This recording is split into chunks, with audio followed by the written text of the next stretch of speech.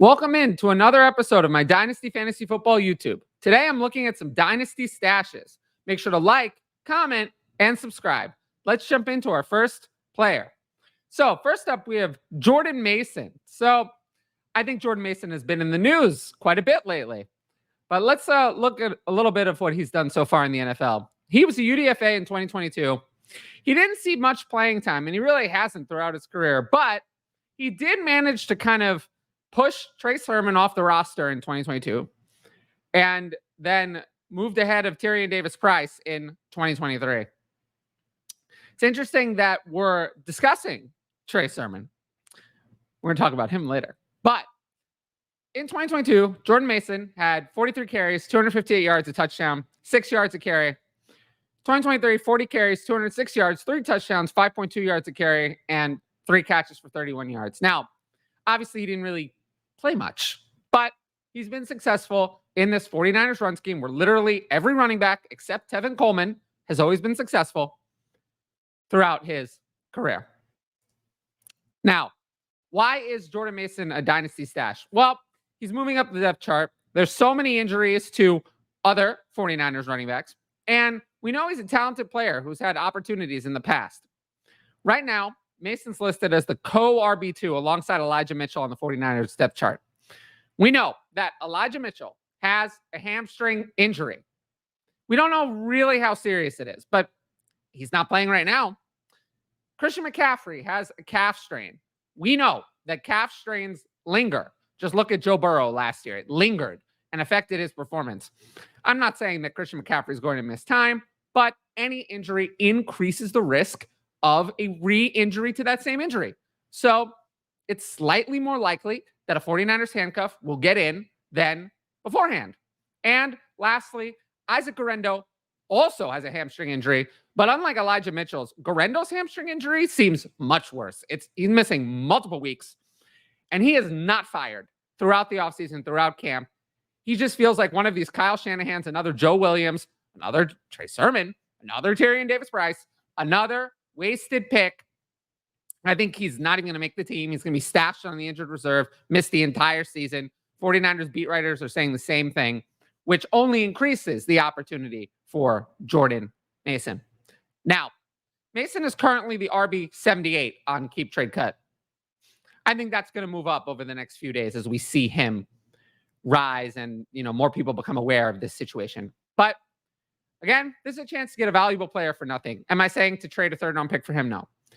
This is someone you could add, potentially still off waivers, probably too late for that. But a player that you can get for almost nothing. Next up, Jonathan Mingo. Now, some are probably saying, well, Tyler, you always say these players were horrible as rookies. Usually don't hit. And that's true. We used to not drop their value enough.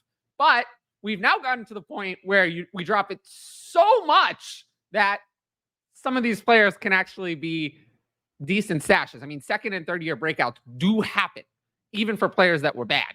So in 2023 as a rookie, Mingo was maybe not as bad as people think. I mean, 43 catches, 418 yards, 85 targets. 85 targets is a lot for a rookie. 2.9 catches and 27.9 yards a game. And he had plenty of opportunity. The Panthers played him as a clear starter. In every single game that Mingo was healthy, he played 86% of snaps or more. So he was a clear starter for the Panthers. But there's no doubt that he was horrible on those opportunities he did receive. He had 0.16 fantasy points per route, 93rd among wide receivers. That's abysmal. It's one of the worst marks I've actually seen of any player I've talked about who had more than a few targets. A minus 18.7 expected points added, EPA. That seems almost impossible, but that's the truth. He was that bad. And 0.8 yards per route run, also 93rd among wide receivers. That's also horrible. So essentially, he was horrible in every way outside of earning some targets. So there are a couple metrics that give us some hope for Mingo.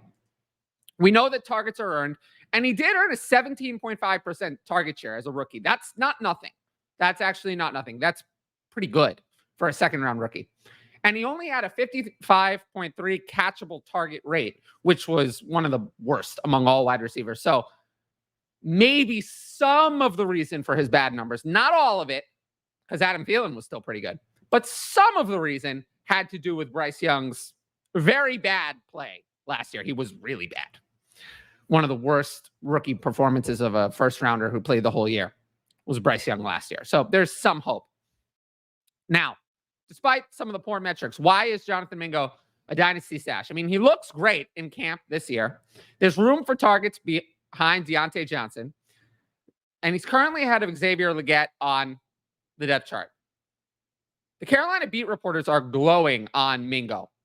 A lot of them are saying that he is the wide receiver 2 behind Deontay Johnson. Deontay Johnson is the 1. There's no doubt about that. But it's kind of unclear to some whether it's Jonathan Mingo, Xavier Legette, or Adam Thielen is the wide receiver 2. A lot of the beat reporters are saying it's Jonathan Mingo right now. Xavier Legette has had a rough camp. He has not looked good.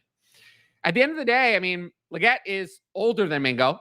He was only picked 7 picks before Mingo in draft capital. If Legette was picked with a 33rd overall pick instead of the 32nd overall pick, we're probably not talking about him in the same way. Maybe Mingo is a rare year 2 breakout. They do happen. And he's currently just wide receiver 82 on Keep Trade Cut, so you don't really have to pay anything to find out what you have with Jonathan Mingo. Now, if you like my YouTube content, you should sign up for the Patreon. You get my rankings, access to the Discord, and the ability to ask in-advance questions for the YouTube videos. Tiers begin at just $6 a month and include all of that. Also, we're entering redraft and start-sit season, which will only be covered on the Patreon. This YouTube channel will remain solely focused on Dynasty Fantasy Football. If you want to know more about the Patreon, check out my Why You Should Join the Patreon video on the channel. It'll explain everything that I'm offering. I really appreciate everyone who signed up and any new patrons who joined. Let's jump into our next player. So it's actually Trey Sermon, who we talked about earlier when we were talking about Jordan Mason. Sermon did nothing on the 49ers as a rookie in 2021 and then was cut in 2022, went to the Eagles and did nothing. But in 2023, he landed on the Colts and found some playing time when Jonathan Taylor and Zach Moss missed time. Now, he didn't do much. 35 carries, 160 yards, 4.6 yards a carry, and 3 catches for 13 yards. He did look good down the stretch. He had one game where he had 17 carries for 88 yards in week 15. But there's a very small sample size. Now, why do I have Trey Sermon as a dynasty stash? The Colts let Zach Moss walk in free agency to the Bengals. They did not replace him. They actually did nothing at all to replace him. They are running it back with Trey Sermon, Evan Hull, who was injured last year, and Tyler Goodson, who's been around, as their 3 primary backups to Jonathan Taylor. Right now, there is no doubt from listening to the Colts beat reporters, seeing what they're saying. Trey Sermon is the RB2 right now. Evan Hull, who a lot of people liked, I liked as a prospect. Evan Hull is not even the RB3. That's Tyler Goodson, who we know is a nobody. I'm not even sure Evan Hull's the RB4. It's really not looking good for Evan Hull. Sermon worked with a wide receiver coach during the offseason to improve his receiving. You know, maybe that'll matter. Who knows? The Colts could have replaced Sermon. I mean, there were many running backs, veterans, crusty veterans they could have signed. They could have re-signed Zach Moss. They could have, gone another way. There were a lot of veterans out there. They could have signed someone like Alexander Madison. He was available. They didn't do that. We know that Jonathan Taylor has been hurt before. Both of the last 2 years, there were some injuries. And Sermon would play really well running with Anthony Richardson. I think any running back would. And Trey Sermon is just running back 71 on Keep Trade Cut. It's not a massive investment required to acquire him.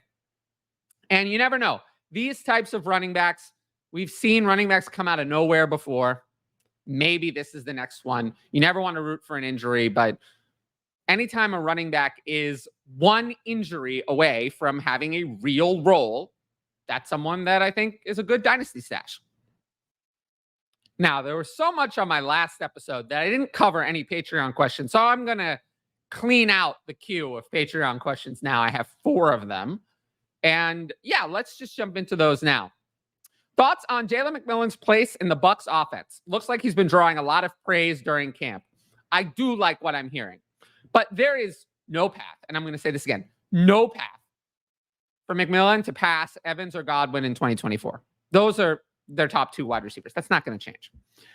I expect that if not week 1, by week 4 or 5, McMillan will be a starter in 3 wide receiver sets, rotating between Z and slot wide receiver with Chris Godwin. Both players can play both positions. I do think that in 2 wide receiver sets, it'll be Godwin and Evans, though. And McMillan has no path to that. So Baker Mayfield, is that going to be a player who can support more receiving weapons? I doubt it. So while I do really like McMillan and I want to hold on to a talented player, I do think he's going to flash. We're looking more for flashes this year than anything fantasy relevant. It would probably take 2 injuries to be able to start, both of them getting injured, to start Jalen McMillan in fantasy this year. So that's my take on McMillan, but I do like him. Now, the next one. With DJ Moore being tied to the Bears for the foreseeable future, does this muddy Rome Odunze's potential ceiling? Is it possible for him to be the leading receiver on the team? Maybe a bit. I mean, Odunze is an excellent prospect. He's a far superior prospect coming in than what DJ Moore was. So it is absolutely possible. I mean, if Rome Odunze is, as good of a prospect, I mean, he's one of the best prospects in the last 10 years. If he really is that good and delivers at that level, he'll become the Bears wide receiver 1. However, I do think we're going to have a little bit of patience. In 2024, I'm more hoping that Rome Odunze passes Keenan Allen by the midseason or back half of the season. I don't want a repeat of Jackson Smith-Njigba last year. Now, Rome Odunze is a far superior receiving prospect. He was drafted a lot higher than Jackson Smith-Njigba. And he has a better quarterback than Jackson Smith-Njigba does.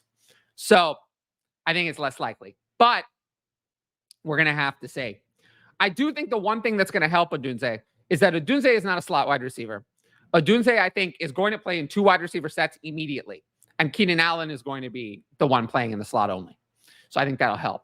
But leading wide receiver on the team, we might be a little bit away from that. So just have a little bit of patience with Rome Odunze. With that said, Caleb Williams absolutely can support 2 fantasy relevant wide receivers, which I think after this year will be DJ Moore and Rome Odunze. Which rookie running backs are you the most optimistic about so far? And I think I just occurred, I'm recording this Saturday at around 1:30. Braylon Allen. Braylon Allen, I think, is the biggest riser so far. Israel Benekanda is done, finished. He's going to be cut. He's pushed aside any competition from Isaiah Davis. Braylon Allen is good. He is a good player. Zero doubt about that. He is the clear running back 2 behind Breece Hall. No doubt about that. The only thing that sucks is Breece Hall is elite, and we know it. And as long as Breece Hall is healthy, there will not be any fantasy relevant role for Braylon Allen. But he's now a great young handcuff, so he's risen a lot for me now that he's solidified that RB2 role. I'd also toss Tyrone Tracy in the mix. He came into the game second. I mean, Devin Singletary didn't play. So Tyrone Tracy was the first running back to come in. He's the RB2 on the Giants. He's shown pass catching upside. While Eric Gray did have more statistics, he came into the game after Tyrone Tracy. So Tyrone Tracy is another one I have in the mix. Speaking of preseason, what are the key things you get from watching preseason games? Honestly, almost nothing. I don't think there's much to take away. What I will say is I'm less concerned about who gets targets, who plays well. I don't care about that. What I do care about is who runs with which team. I'll give you an example. The fact that Jawar Jordan played in the Hall of Fame game and was in with the 4th stringers, that's not a good sign. That probably means he's not making the Texans roster. Something like that. Tyrone Tracy coming into the game ahead of Eric Gray. That probably means that Tyrone Tracy is the RB2 and Eric Gray is the RB3. So who runs with which team, and players who play like with 4th stringers and 5th stringers, Rasheen Ali, that's usually bad. So I'm not looking at statistics, though. I don't care about that really at all. Now, if you liked the video, make sure to drop a like and leave a comment with your thoughts. As always, the best way to support the channel is to subscribe. And don't forget to hit that notifications bell so you can be notified about all my exciting content as it drops. Of course, if you want my best fantasy football advice, it's available on the Patreon, Dynasty, Redraft, Starts It, and more. Every sign up helps support my independent content. But once again, thanks for watching, and I'll see you all later.